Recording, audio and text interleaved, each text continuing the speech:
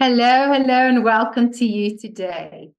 Before we introduce our next speaker for today, I'd like to give the usual background to our topic, and then I will go ahead and introduce who we have.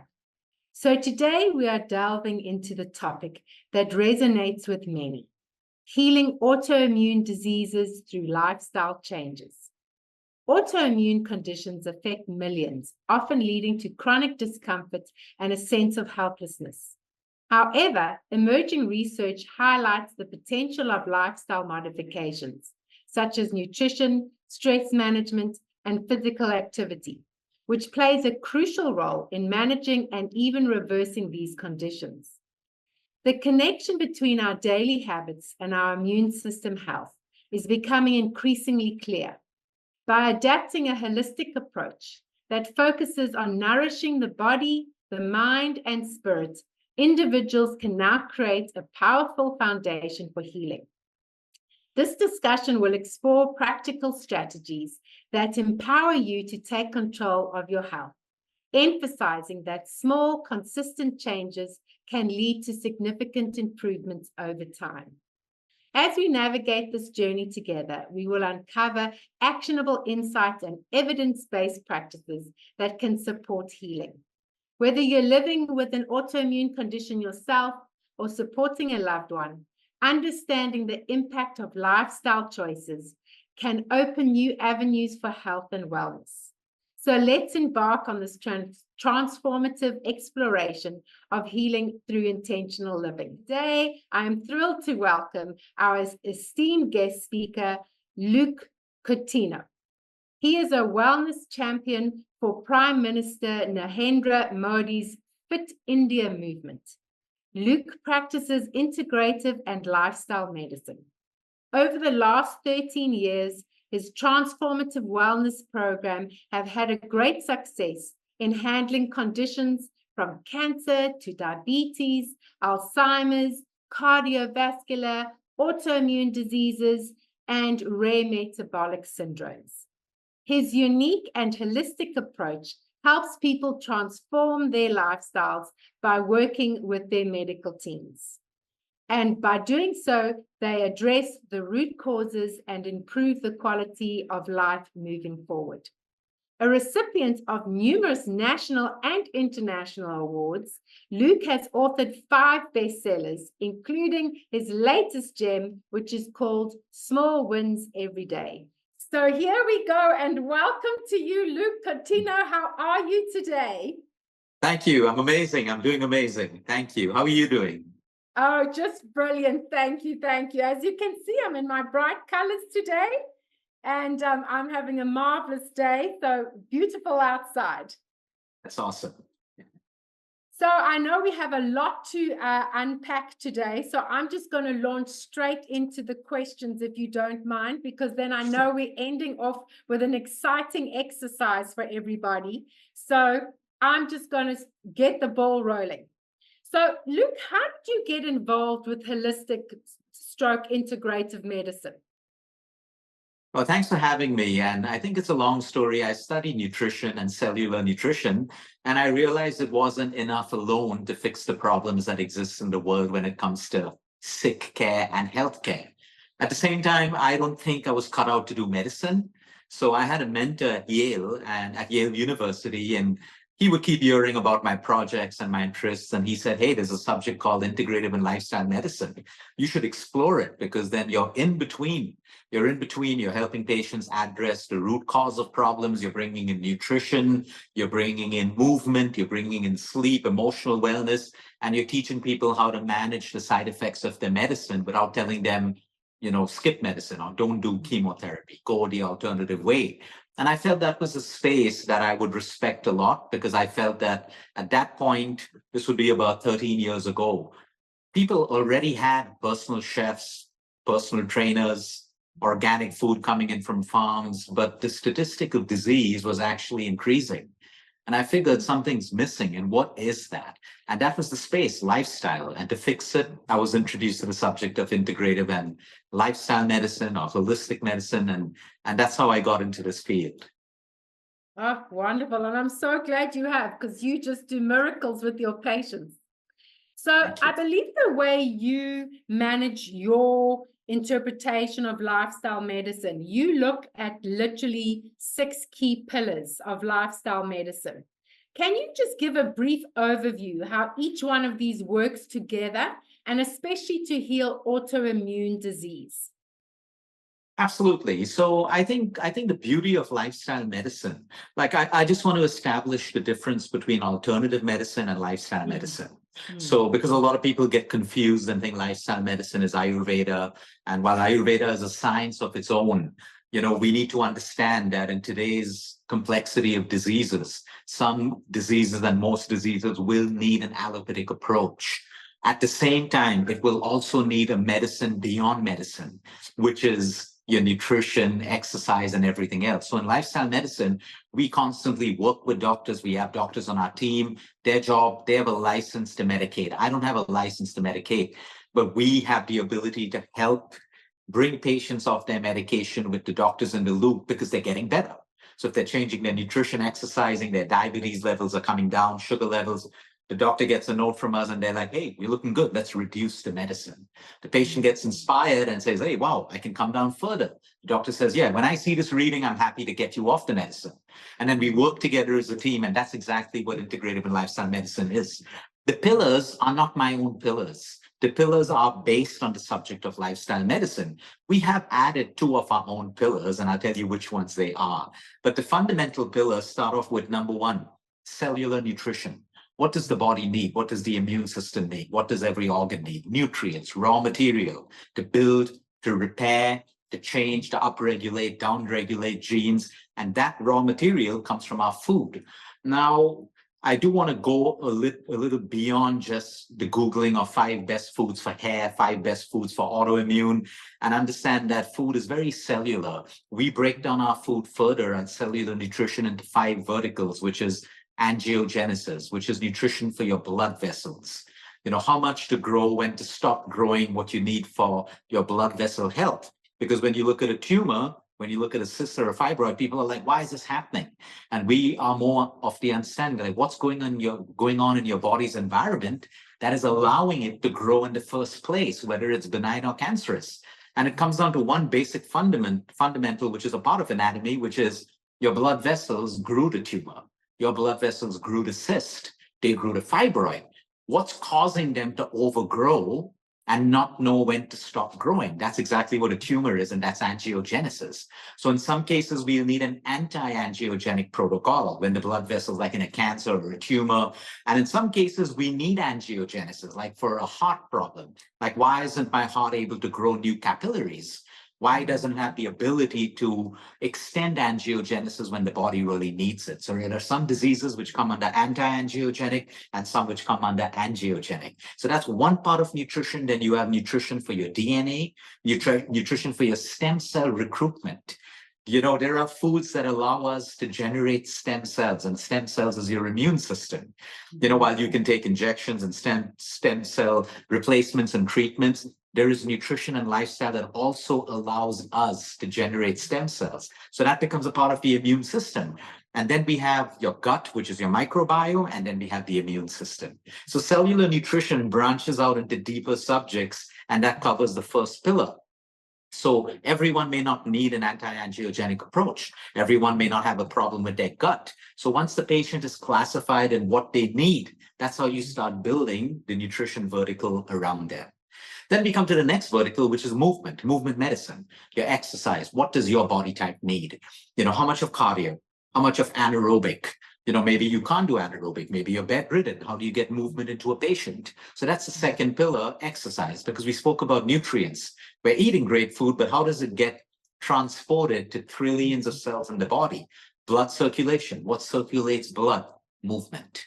So when we're sedentary, that's why we feel so tired, because we don't have blood circulation. So we're not carrying nutrients and oxygen from the air that we breathe. So flowing blood carries nutrients and oxygen from the air that we breathe. And it also carries out carbon dioxide. So the faster I can remove carbon dioxide, the less lethargic I'm going to feel, the less fatigued I'm going to feel. So that's where exercise comes in. Again, everything is based on bio-individuality in integrative and lifestyle medicine, which means just because it works for someone, it doesn't have to work for you. So you may respond better to less cardio and more anaerobic training. Someone else may respond better to more cardio and less anaerobic training. So, it's very personalized. It's personalized medicine. The third vertical is my favorite and at the top of the list. It's deep sleep. Because by now we understand all the magic that men, women around the world are trying to do happens automatically when you sleep deeply, whether it's repair, it's growth, it's spending more time in your parasympathetic nervous system. It is regeneration. It is your reset button of the body. So we have patients who have the best medication in the world, the best nutrition, but they're sleep deprived. It doesn't work. You got to put all the pieces of the puzzle together. The fifth vertical is your emotional wellness, which is extremely as important as your sleep, because we all know the impact of cortisol. Cortisol is a great hormone. I don't know why they call it a stress hormone, because we need it. But the stress is when there's too much of it in our body. More inflammation, more hormonal imbalance. So at the end of the day, if we're trying to fix our nutrition and exercise, which is what the world's been focused on for the longest time, and then people like, I need motivation to do it, it's because we're looking at it in the wrong order. First, you got to look at emotional wellness and sleep. If I sleep better, I automatically choose better foods. If I'm sleep deprived, I choose foods according to my cravings that come up when I'm sleep deprived. If I'm emotionally low all the time, there's no way I'm going to feel like working out. There's no way I'm going to reach out for a fruit when a bar of chocolate or candy can give me a feeling of feeling good immediately. And that's why emotional wellness is part of the entire paradigm. Then we have the breath, and that's something that we've added to it because we believe that we can live without air and food for a while, but without breath, we know how long we can live. And we know the impact. Like if I'm trying to get like the efficacy of a chemotherapy or a radiation or a simple medication on nutrition, it's better absorbed in the body, or it's more efficient in the body when we're in the right system, which is the parasympathetic nervous system, which is rest, digest, and regenerate. This is not me, this is science.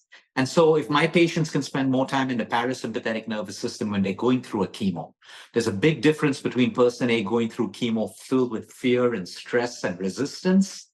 And there's a big difference between a patient who's already in the mode of acceptance, a little fear, but hey, I'm going to get through. And they go through it with a sense of calmness and acceptance, very different results. The same thing with nutrition, the same thing with an exercise. You get into a gym angry, you're bound to have injury or not an effective workout. You get in calmly, you connect with every move, every rep. It's a very different outcome. So emotional wellness is at the top. And if I'm not emotionally well, I can't sleep at night. So you see, if I can't sleep at night, then everything else is affected. If I can sleep well, I wake up feeling better about myself, which means I make better decisions, which means at work and my relationships around food. So that's emotional wellness. And breath. Breath comes in with everything. Like right now, if someone says, I'm really stressed, what is the quickest way any of us in less than a minute can move from the sympathetic nervous system, which is stress, fight and flight, to the parasympathetic? So in sympathetic, my cortisol is all over, my kidneys are producing adrenaline, and that's the problem. It's great for a short period of time, but when there's too much of it, that's where inflammation, disease, and everything starts. But by just changing my breathing, like there's a problem. Let's say, for example, we're sitting in a board meeting. It's very tense, very angry, everyone's stressed out, I'm stressed out. But all I can do at that point, I can't change the situation, I can't change the subject. I just slow down my breathing. So I'm more conscious of my inhale. Like let's say my inhale is 4 seconds, I try to make my exhale 8 seconds. It's a ratio of 1:2. If it's 3, I make it 6. Just by doing this, because trillions of cells don't care about what's happening in the board meeting. They're responding to cortisol and adrenaline. But when I send a message that, hey, my breathing's come down, your parasympathetic and sympathetic revolve around how your breath is, which is why when we're stressed out, we're more shallow breathing, more chest breathing. So I can trick my body in believing there's no problem. So I can lower cortisol and adrenaline in that strenuous meeting. Okay, the problem's still there, but within me, I've created harmony. I've reduced my cortisol, and that's why breath is so important. Our chemo patients are breathing while they're getting it. So that, they're stressed out, there's fear in their mind, but inside the body doesn't know. It's following breath. I'm calm. Everything's going to be working better in a space of calm. And so these are the 6 verticals that, I forgot, these are 5. The 6th one is the spirit. And I'm not talking about religion. It could be religion for some. I'm talking about how connected are we with our authentic self? Because sometimes you can have patients who are trying to do everything, but they're suffering from FOMO, or they're suffering from being disconnected from themselves, constantly comparing themselves with other people, constantly trying to fit in, constantly trying to be validated. These are outward behaviors where we're not connected with ourselves, we're unhappy. And that leads back to stress, sleep deprivation, and everything else follows. So we try to teach people how to reconnect with ourselves. Or even if it's a medicine, let's say this is example, I'm giving you an example. This is oral chemo. It's so important how I look at this. If I've accepted to take the treatment, let me make peace with it.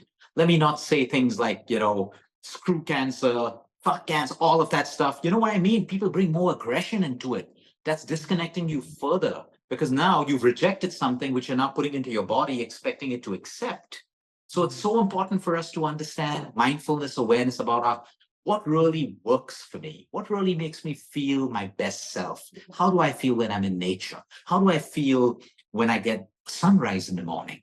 How do I feel when I'm with the right people? How do I feel when I'm with the wrong people?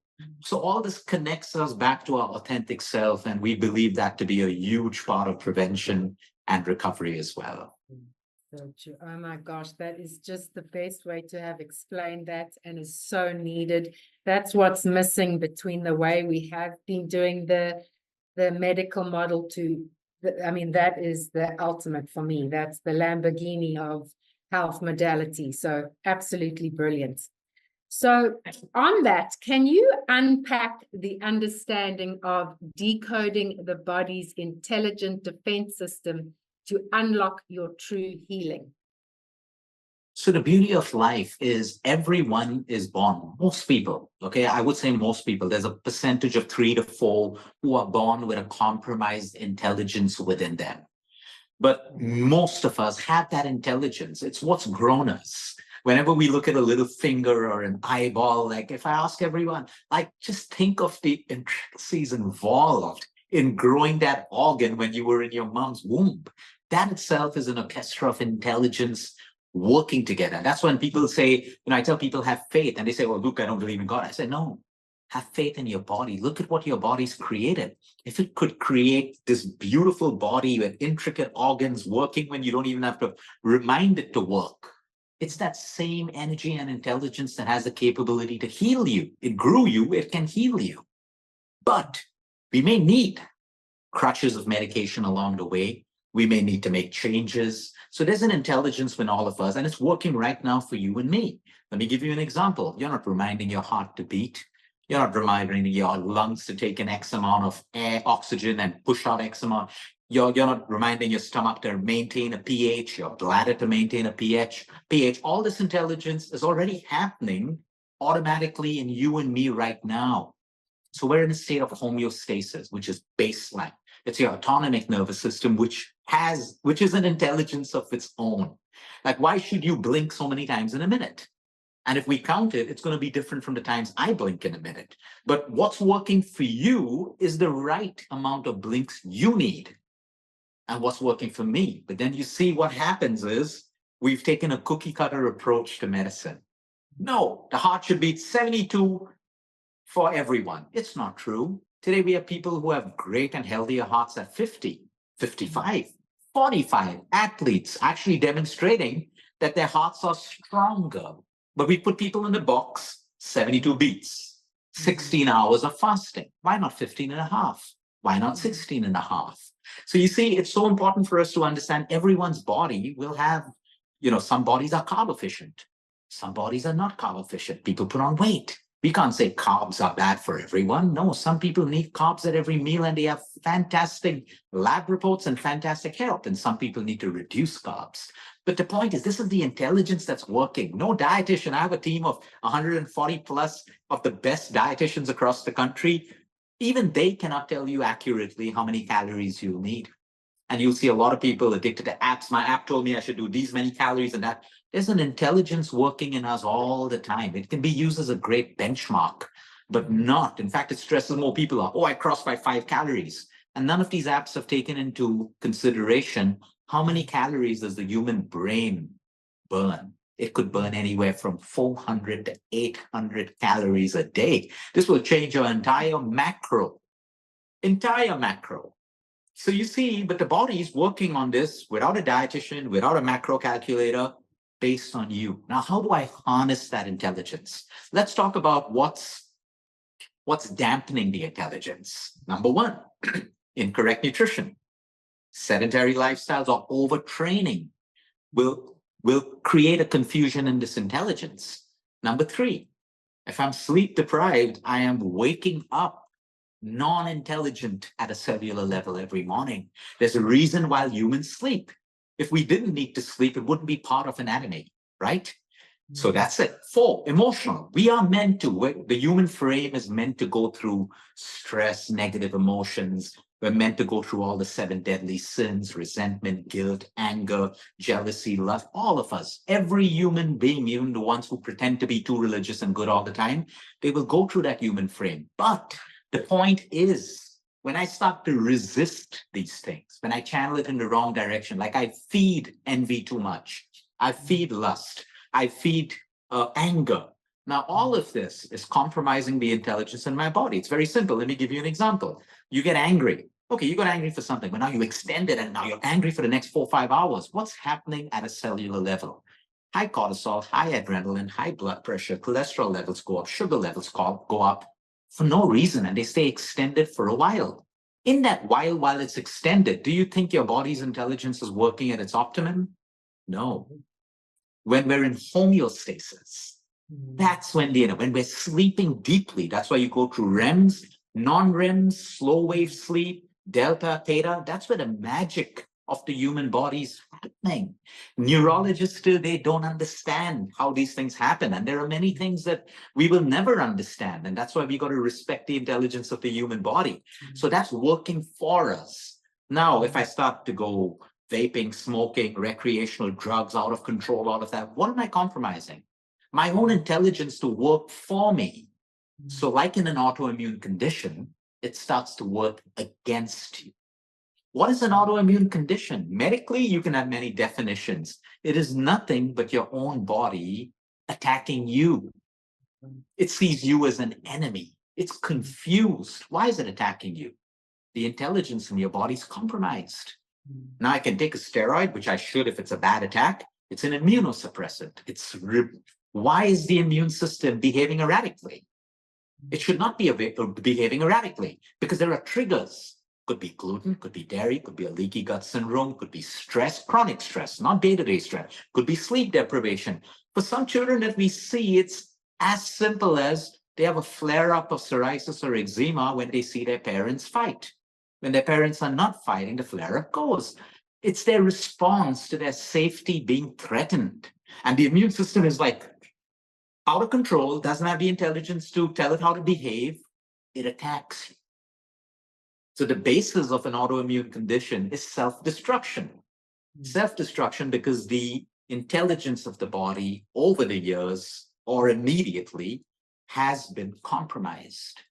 And our body attacks us. So the medical world has a steroid, immunosuppressant, great choice if you need it. But beyond that, what if I could work with the triggers? Like if I look at my autoimmune data, if I put a percentage, 96% of autoimmune patients have chronic anxiety and stress. And it's a no-brainer. You don't need science to explain that, hey, if I get stressed right now and my immune system is erratic, everything. But the sooner the stress comes down, it goes back to baseline. But now if I'm sleep deprived, I wake up stressed, I go to work stressed, I come back stressed, I'm constantly stressed. My immune system has been erratic throughout the day. I've spent more time in the sympathetic nervous system than the parasympathetic nervous system. So if you ask me, because there are so many autoimmune conditions to look at, and while you got to break down each of them, they're different for different people. If I had to put it in a nutshell, the more time an autoimmune patient can spend in the parasympathetic nervous system than the sympathetic nervous system, that's rule number 1 to harness the intelligence of your body. Again, I can spend time in nature and have a very different physiology. And I can walk straight into the heart of Manhattan or Mumbai or whatever, and that physiology will automatically change. I've not done anything. But my environment around me dictates how my cells respond. My thoughts, my subconscious thoughts can also dictate how my immune system is going to respond. And that's why it's the holistic approach for autoimmune conditions as well. That's right. So profound. In fact, they did a research and they found out that humans are actually wired to find nature relaxing, which is why immediately the minute you're in there, and then if you're going barefoot and doing the grounding, additionally, even better for you. So yeah, amazing how just your environment itself can make all the difference. Yeah, I'll give you an example. We have some patients, and when they come to us, I ask them, okay, you get the flare-ups when you're in Mumbai. Now tell me, where have you traveled in the last 6 months? Oh, I went to the Maldives, I went here, I went here. Tell me how you were there. No flare-ups in the places where there was nature, or they had gone on a holiday. If they had gone on a business meeting to China, flare-ups. So you see, that's how you kind of break it down and help a patient see what the trigger points are so that they can now work on it. Yeah. So, and yeah, just the small, consistent changes every day can make such a difference, even just by knowing your environment.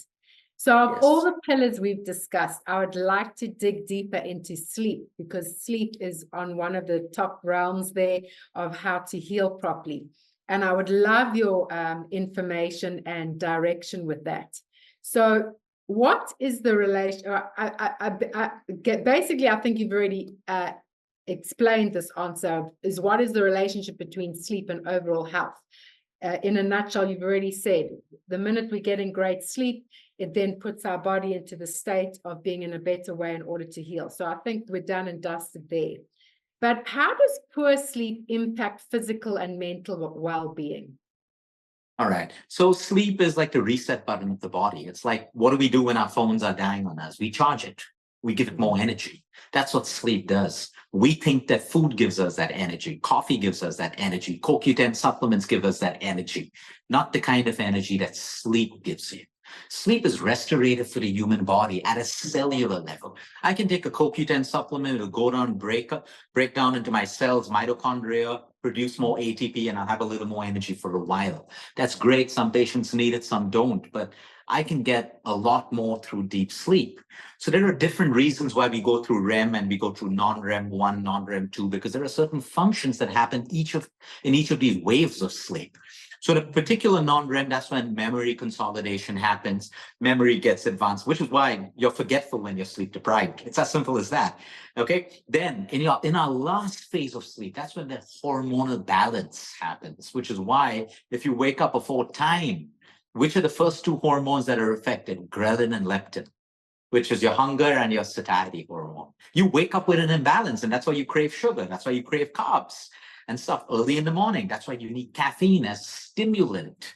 So the point is, every phase of sleep there's wound healing that happens in one, all of that. That's why we need to go through the cycle. That's why young infants, babies, they start off by sleeping 18 hours, and as they start growing taller, it reduces. When they're their full form, they come down to 8 hours, because growth, when did the baby grow? While sleeping.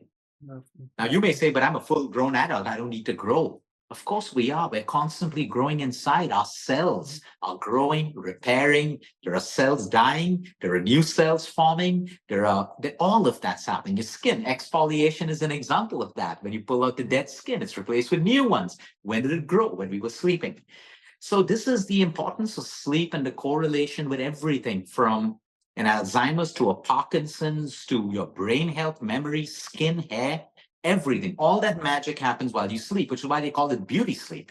Like models notice, actresses notice, they know that there's no cream on the planet that can make them look as good as they do when they sleep deeply at night. Because when we sleep, even your structural collagen in your face is actually developed while you sleep. So you can take all the collagen in the world, and if you're sleep deprived, it's really not. Probably it'll work at your joint level and your nails, but that's why they call it beauty sleep. So this is the magic that happens. Now let's take for an example, an autoimmune patient or a cancer or whatever it is. They've gone through treatment in the day. They're constantly putting the meds in their body, steroids or whatever it is. In that period of sleep, that's when they can actually move into the parasympathetic nervous system, where everything, the body's repairing, the body's regenerating. Regeneration is so important for the recovery of every disease. But most people have not got into the natural phase The medicine is only your chemical working at a symptom level. You need it. It can save your life. But when is the regeneration going to happen? When is the repair going to happen? That is where deep sleep comes in. And of course, you need nutrients that are going to be used while you sleep to do the repair. So it all connects the pieces of the puzzle together. So what lifestyle changes do you suggest then, piggybacking on what you just said, to promote better sleep? So I think the first thing is what's taking away our sleep. We have different times we're going to bed every day. So the circadian rhythm is automatically broken. The body's confused. Luke sleeps at 10 sometimes, 9, 12. I'm confused. So the first thing is trying to get your sleep time, at least Monday to Friday, try to get into bed at the same time, wake up. We follow circadian rhythms.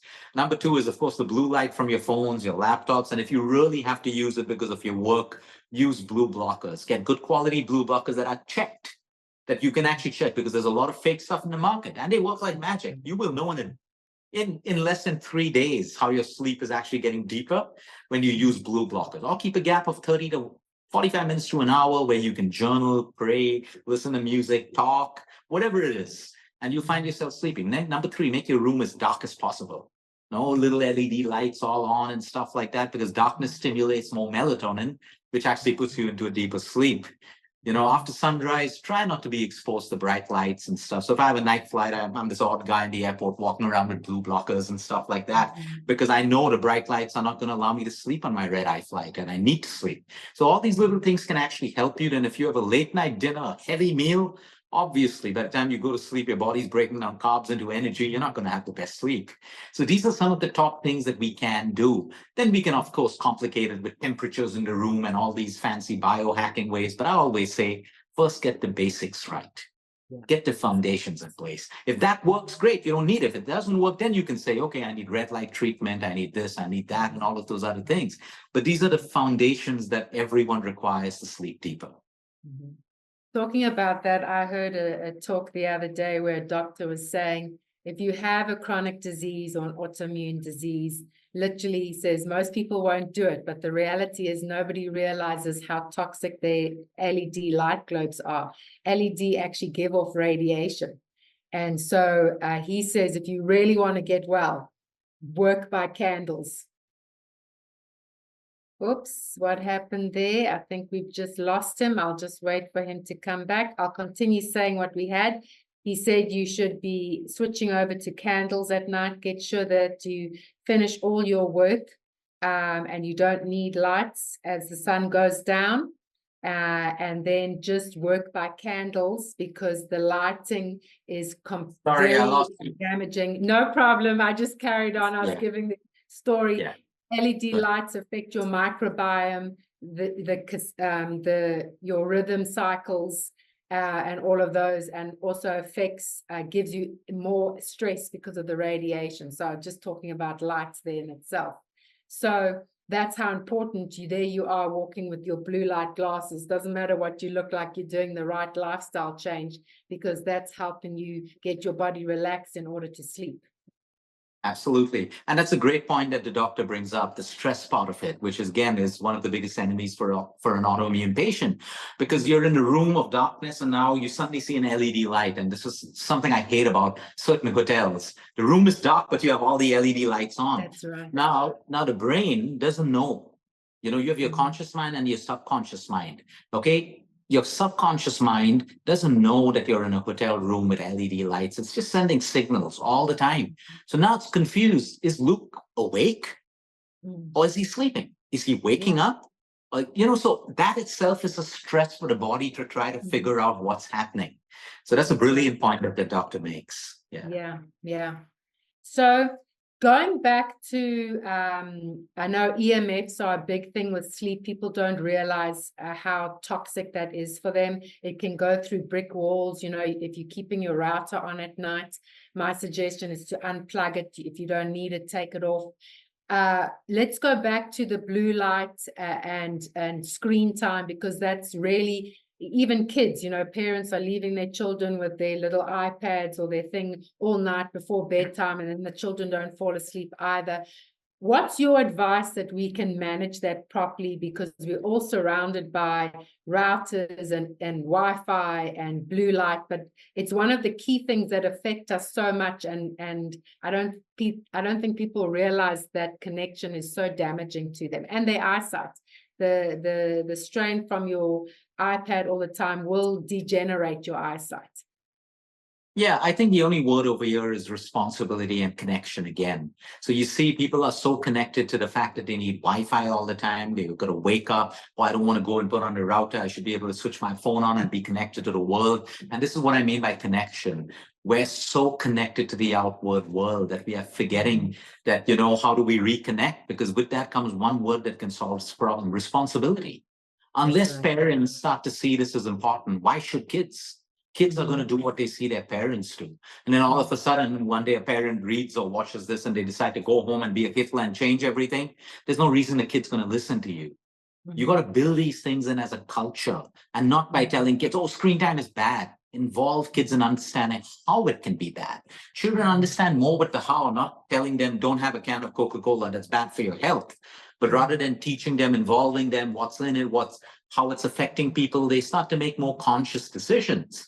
And that's why it's so important for everyone, whether it's schools, everyone needs to take responsibility. These things have to be taught in schools as well. That's the only time it starts. Like we know our A, B, C, D, E, F, G. Why do we know it? Because we learned on repetition. It's in our subconscious mind. And unless these little lessons reach schools, and then some schools teach it, but the lesson is broken because the parents do something completely different at home. So the word of responsibility can only come when we're connected with ourselves, that we want to be responsible for better decisions. Of course, a lot of people argue that what's the point of putting on my router? Anyway, everyone around me in the building has their router on. Something is better than nothing. Exactly. It's as simple as that. Something is better than nothing. You're right. Everyone has it on, but what are you doing about it? Yeah. What can you do? What can you do about it? Can you limit it? Can you have a cutoff time for the entire house that at this time it goes off? And a lot of people are doing this. So if they can do it, what's stopping us from doing it? It's our own disconnection with ourselves, because we think it's not important because we're so addicted to our screens that we see it as a kind of a problem. Or, people fall asleep watching episodes and binge watching it. And now they're like, if I have to switch off my net, how am I going to watch it? They don't understand it yet. You can still download it and you can still watch it, but that's the point. So it's a very important point that you bring up. And I think at all the forums I speak about worldwide, in fact, I just got back from New York this morning. I was at the United Nations. And I was at the summit, and we were speaking about one of the biggest problems in the world right now, because everyone's talking about healthcare and climate and everything. But there's one common agreement that social media is one of the most destructive things in society right now. I mean, great for the people who are using it the right way. But for most people, it's only destruction. The wrong people are making money, by bringing in social media distraction and destruction and all of that. And that is the biggest problem that we have right now. It is. Let's be honest, only like 10% of the world population actually make money from social media. People think, let me just keep going at it. I'll make money eventually, but it's not. So people need to realize the less time spent on it, actually, the better for you. So we're running out of time here, I know. So I would love to end off here. I have more questions, but we'll have to save that for another time. Could you end off by giving your fabulous sleep exercise that could help people? I myself have just started doing it, and it's made a big difference for me. So that's why I'm really keen for you to share it. Okay, great. So again, there's always a science behind what we do, and this is based on the vagus nerve stimulation. So if we're able to stimulate our vagus nerve, what happens? We move into the parasympathetic nervous system.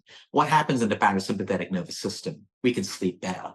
It's impossible to sleep deeply or enough if I'm in the sympathetic nervous system. Like it's impossible to digest food if I'm in the sympathetic nervous system. So the human body has nervous systems where the right jobs happen if you're in the right system. So if I can stimulate my vagus system, some people use breath, some people use prayer, some people cuddle, some people make love, some people play with their pets. All of that is parasympathetic activity that relaxes you and you can sleep. So the exercise that you can use to actually stimulate, and of course, if you have vertigo, or if you've just finished with, you have a brain tumor, you've gone through brain surgery, this is not the best time to do this. Okay, so it's always good to check with your medical professional before you do anything. If you've had a really bad cervical problem, you may want to do this under the supervision of a physiotherapist, but it's really simple. So for example, if I'm going to do it, I would take my right hand and I would touch it towards the left part of my head. Now, this is only a guide. I don't want to pull down my head. Okay, and then I gently move down as low as I can without pulling it. This is just a guide, so I can even take my hand off if I want. And in my eyes, I'm going to move my eyes in the opposite direction, like I'm trying to look behind me, but I'm not moving my head. All right, so I'm looking at you right now, but my eyes move up, and I'm just squinting it up. You'll find a little pressure build up in your eyes, and you're going to hold that for 30 seconds. All right, you can do a minute, it's up to you. And you come back to center and you repeat. Opposite hand, opposite part of the head, slowly tilt to your comfort level. The lower doesn't mean better. It's just a slight tilt. And then I squint in the opposite direction. Let the pressure build up and I'm breathing normal breath work. I've not even done it for 5 seconds, but as I speak to you, I can feel that heaviness already sinking. When you finish this exercise, just be at your desk or wherever you did it and close your eyes. I can guarantee you one thing, you will not feel like opening your eyes. So don't do this before a meeting. Don't do this if you're going to drive. Absolutely. It's such a sense of calm. So I would do this, lie down and go to sleep.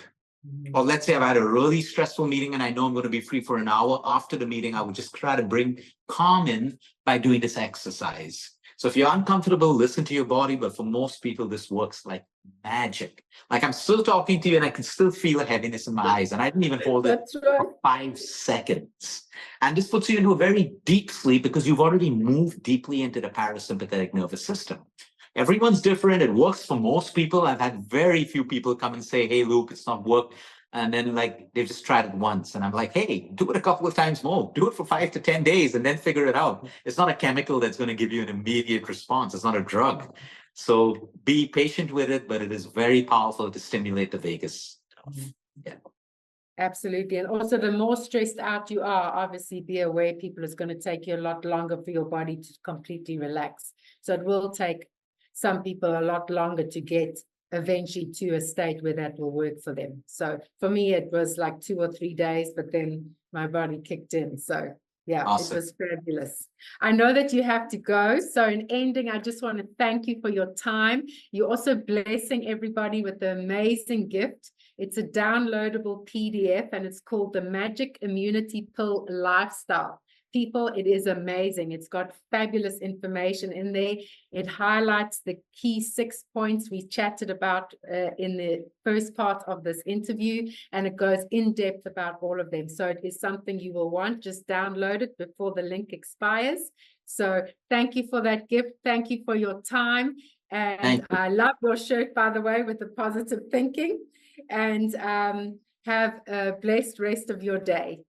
Thank you so much. Thank you. Have a great evening. Bye-bye. Thank you.